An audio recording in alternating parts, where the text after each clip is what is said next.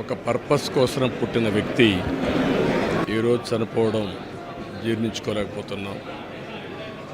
రామోజీరావు గారు నాకు 40 సంవత్సరాలుగా తెలిసాయని.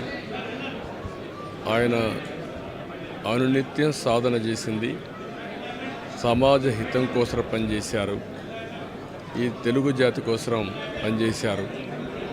ఒక మామూలు గ్రామంలో పుట్టి సాధారణ కుటుంబంలో పుట్టి ఒక అసాధారణమైన వ్యక్తిగా తయారు కావడమే కాకుండా ఆయన ఈరోజు చూస్తే ఒక వ్యక్తి కాదు, ఆయన ఒక వ్యవస్థ కింద తయారయ్యారు.